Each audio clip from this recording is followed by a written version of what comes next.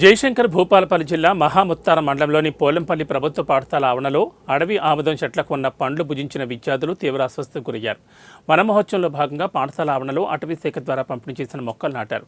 ఆ మొక్కలు పండు కాయడంతో పాఠశాలలో వచ్చిన విద్యార్థులు ఆకర్షితులై ఆ పండ్లను తిన్నారు. పండ్లు చూడడానికి మంచిగా ఉండడంతో ఆకర్షితులైన విద్యార్థులు ఆ పండ్లను తిన్నారు. పాఠశాలలో ఒక్కొక్కరుగా 8 మంది విద్యార్థులు కడుపు నొప్పితో బిలబల్లాడిపోయారు. ఈ సమాచారం తెలుసుకున్న పాఠశాల టీచర్ రజని విద్యార్థుల తల్లిదండ్రులకు సమాచారం ఇచ్చారు. ఏ కారణం చేత విద్యార్థులు ఇబ్బందులు పడుతున్నారు అప్పటి వరకు టీచర్కు లేదా విద్యార్థులకు తెలియదు.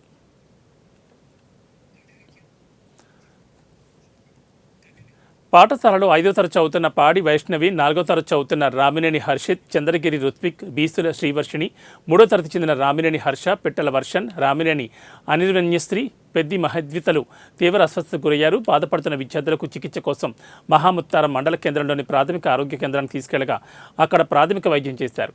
అనంతరం మెరుగైన చికిత్స కోసం భూపాలపల్లిలోని జనరల్ హాస్పిటల్ తరలించారు. ప్రస్తుతం విద్యార్థులు జనరల్ ఆసుపత్రిలో చికిత్స పొందుతున్నారు. విద్యార్థుల ఆరోగ్య పరిస్థితి నిలకడగా ఉందని వైద్యులు తెలిపారు.